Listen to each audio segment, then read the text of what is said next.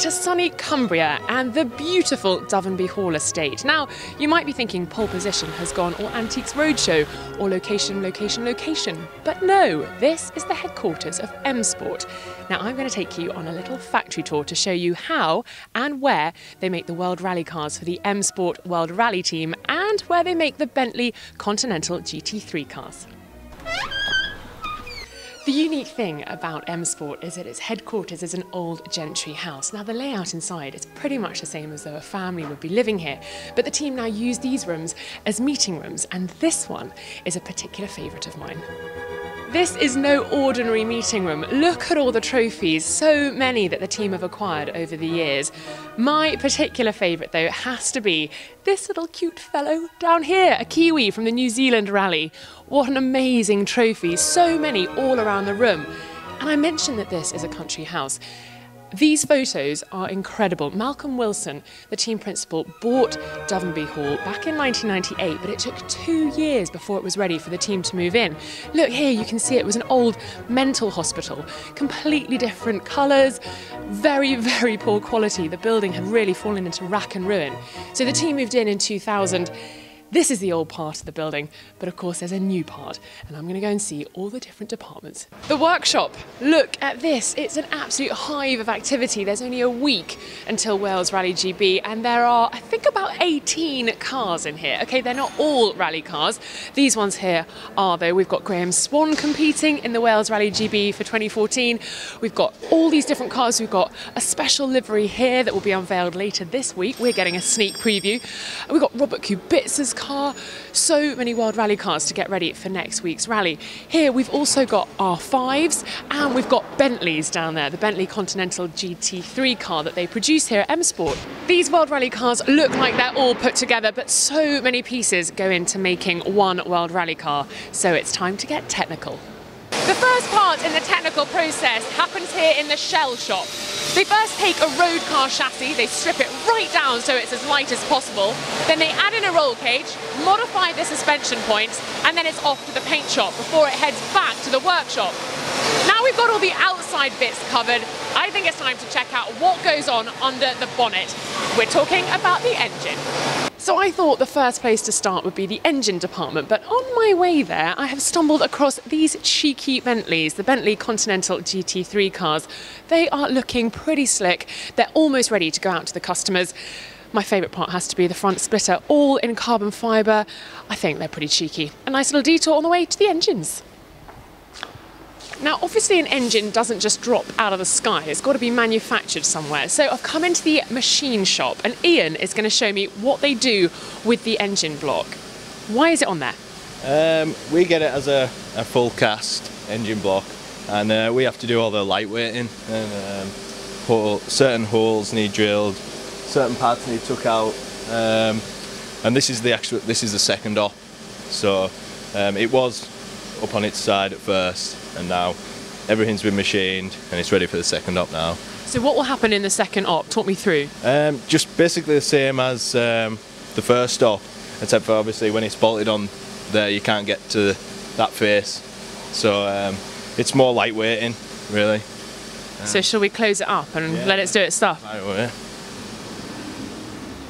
So it's actually just scratching away at the surface? Yeah, it's just eating in a mill at a time and taking away the excess stock that we don't need. And just making it as light as possible, obviously, being lightweight. Keeping it as strong as possible as well. And how long will this last, this process? I think for the first stop it's about 8 hours, and then this one it's 5 hours. Well, but there's a lot of different tools, so this one op could only last about 20 minutes, something like that. Well, fingers crossed it's a short one, otherwise we're going to be here till home time. Yeah, so... Right, well we'll go and see what it looks like once it's been made lightweight. So when the second op in the machine shop has finished, the engine block comes over here to Jason and his guys in the engine shop. And what happens next, Jason? Right, the next part of what we would do is clean the block off fully from any swarf or materials from the machining. Once that's performed, the block's clean and we can start and put bits onto it. So we will start with putting studs and bungs and bits and bobs into the engine, and then we can start doing the measurement side of checking out that the block's okay to use and is going to be up to specification for what we need. So everyone's working on different bits and pieces behind me all throughout the workshop. Who's doing what? Kind of what everyone got a separate job? Each one of the guys in here builds the engine from the ground up, so they will either strip an engine down if it's a rebuild and start from there, or if it's a new build they'll get a kit in a cabinet, and they will start by going through each part and making sure it goes on to each engine. So they're responsible for one engine, they're not working on different bits of the same one? No, they're all responsible completely for each engine. It's to try and keep continuity throughout the engine to make sure each one's done the same. And when all the pieces are put together, where does the engine go then? Next stop for the engine is into the dyno, and it gets run on there and then ready for the car. Right, that sounds exciting. Off to the dyno. So the dyno is up and running. Stuart, talk me through what is going on through the screen. Well, basically we've got an engine on which is going through a run-in cycle just to prove that it's all good to go, and it beds all the parts in. And then after the run-in cycle's finished, we'll do a power test, which proves that it's doing the power that it should do, and check for no leaks, and that's basically it.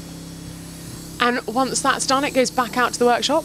It goes back out to the workshop from here and gets the post-dyno check. So they take the cam covers off and they check that everything's okay in there. They'll bore scope the engine down the plug holes to make sure there's nothing inside the bores have picked up, and then off to the customer. It sounds like it just picked up pace then. Is everything okay? I hope so. So we've covered all things engine related. It's now time to talk gearboxes and diffs. And Chris is going to talk me through it. Chris, hello. Talk me through what is going on here, please. The transmissions department regards the full transmission, which is the gearbox and the rear axle. So it's how you get the power from the engine to the four wheels. So the gearbox is obviously, as you normally are in your car, you're changing gear. It then comes out of the gearbox into a prop shaft, which takes the power to the rear wheels. And this here is a differential, which then sends it sideways to your wheels. So what are you doing to these parts? How are you setting them up? Between gravel and tarmac, there's different specs. So you need different setups for the varying grip levels. On the tarmac, you have more grip. The gravel is less grip because it's loose. So you set your differentials to be tight or loose to then drive your wheels. And the number of gears? 6 speed and 1 reverse. Hopefully you don't need reverse. Maybe you don't need more gears of reverse. Perfect. And so this will then just drop straight into the car and link into all the other parts? Yeah, the rear differential sits on a subframe, which is then just big like bars, which you bolt up to the car, and then 2 drive shafts to connect the wheels. Simple as that. Simple as that. So we've got the engine, we've talked the gearboxes. I think it's time to go for some sub-assembly maybe. Would that be right? Yeah, that is connected to this. Perfect, off we go. So I found Ollie in sub-assembly and he's going to talk me through what he's up to at the moment. What have we got here? Right, so I've been working on a couple of things this week. First sort of thing I've been working on, this is the gear shifter that they use obviously to change up and down the gears in the gearbox. This is sat upright like this, attached to the car at the bottom there, and then this is linked to a big rod which goes to the gear shifting mechanism on the gearbox, and you push up and down like this to change through the gears with that. Now, tell me how the car knows which gear you're in, because it's pretty obvious in a road car, which is the H format. You know where you're at, but how does the car know? Basically, there's a sensor that attaches between the gear shifting mechanism on the gearbox and goes here, and that senses when you push and pull on the gear lever itself, and then it brings up, there's a big number on the dashboard and it tells you which gear you're in, basically. And relates that through to the ECU as well? Mm-hmm. I'm intrigued by this. What is this behind you, Ollie? It's part of an upright assembly. So this is where the wheel basically bolts to, and then the power is transferred through the gearbox, through the drive shaft, and into this part here, basically through the drive shaft. Now this one's obviously a bit dirty at the moment, but there's one just behind you, which is a complete one ready to go on the Hey, car. Blue Peter style. Here's one you made earlier. Yeah, and so on this, obviously, like I said, we've got the drive shaft here. This is where the wishbone and the toe link will attach onto. The wheel bolts onto here. We've got the brake disc here. The brake calipers go on the bottom there, and then the damper will attach into this damper clamp and damper bolt there. So I don't think this is ready for the car just yet. Who takes over this piece now? After this, it will either go out to the car or hydraulics will have it to put a damper on. I think we might have to go to hydraulics. Thanks very much, Ollie. See you later. Thank you. I've made my way over to hydraulics. Paul, hello. Ollie has sent us over telling us that you are the man to talk to about hydraulics. Well, could be. He said that you then attach something to what I think looks like this. Yeah, we take the upright and put it in the vise here, and we're going to check that the damper's going to fit okay. So I can show you how we do that if you like. Yes, please. So basically it's just the same as in the car installation, except we get to do it in the vise, which is much easier. So the damper unit's what holds the car up and basically controls the tyre on the road, giving you the grip that you require. And how do you make sure the springs are at the right sort of opening and closing? How do you make that happen? Well, the opening and closing, it's preset length, and we have a right height adjuster, which is a hydraulic part on the bottom, which the driver can reset inside the car, obviously when he's stopped. That allows him to lift the car up or lower it down depending on the stage. Then we have the helper spring on here with the main spring. The helper spring is you only need it when you're actually off the ground, and that stops the spring from coming loose. That's about it really, that side. Now, I'm intrigued by this purple area. What is going on in there? Inside the can we have a little bit of oil in the bottom, and then there's nitrogen on top. There's 8 bars actually. Basically when it compresses, the oil's forced into the canister, which lifts the piston and then is forced back out again. To make sure that they don't get too much of a bumpy ride. That's right. And so when you've finished putting all this together, which I'm glad you put together for us today, you obviously got 3 more to do, and then where do they go? They go into the car, straight from here to the car. They're ready for some rally action. They definitely are. Paul, thank you very much. We found a turbocharger and David is going to talk us through it. David, thank you very much. We've got all the bits and pieces laid out. Can you talk me through each piece, please? Certainly. So, like on a road car, we use a turbocharger, which in principle is the same as a road car. At one side we have the turbine housing and turbine wheel, and that's receiving the exhaust gas, and that's what provides the energy to spin the turbo up. So that's kind of free energy in a sense. Free energy, and that's what makes a turbocharger such a popular way of increasing performance in all types of vehicles. That's connected via a shaft to the other side of the turbo, which is a compressor. And what the compressor does is it sucks air in, squashes that air, and then forces it into the engine, so you get more oxygen in the engine for when you're burning the fuel, and that's what gives you more horsepower, more torque, and the thrust that you feel when you put your foot down. How much air is it sucking in? I believe it's about 70 litres a second, so it's going very, very fast. We spin these at around 155,000 RPM, so it's got a lot of energy. So to control that is very, very important and very difficult, and that's where the cost starts to come in. To maintain the turbo at 155,000 RPM, it has no brakes on it at all.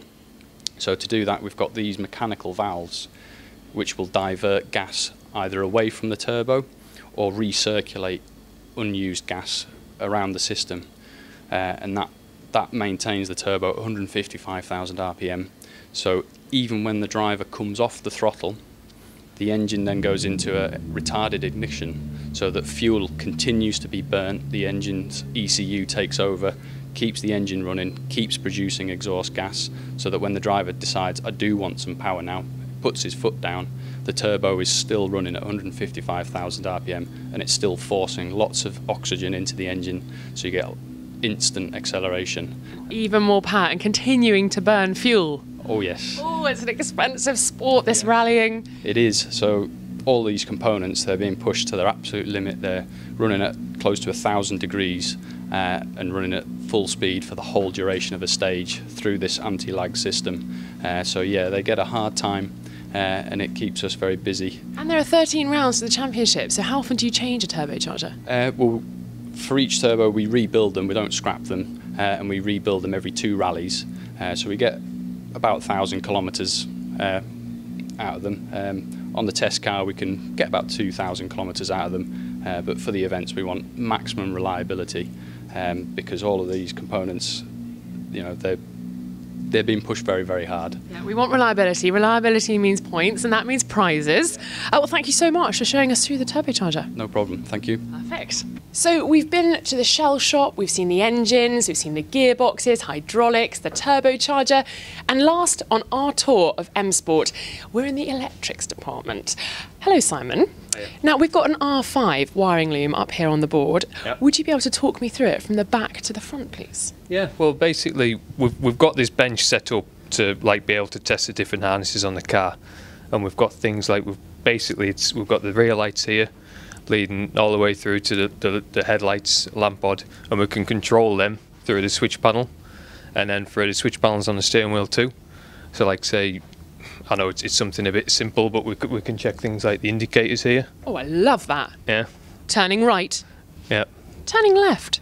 I like that a lot. And what's going on here? I can see a little sort of computer screen almost. This is actually the driver's dash that the driver would see. It would normally be located above the steering wheel, but again, this is for the reference on our bench, and we can scroll through the pages. You can see like fuel consumption, all the temperature sensors within the car. That's amazing, and this is all just for you to get a feel that all the wires are working before you then put it in the car. It's like it's a way to test the wires, and it's a way to test if we've got any problems with the wires. We can try and recreate problems to make sure they don't happen again. We don't want any problems, Simon. No, of course we don't. We want to finish and win rallies, don't we? So. Absolutely, winning rallies, and that is where we end our tour of the M Sport headquarters. Keep an eye on Pole Position for more behind-the-scenes World Rally action, and while you're on the channel, why not subscribe?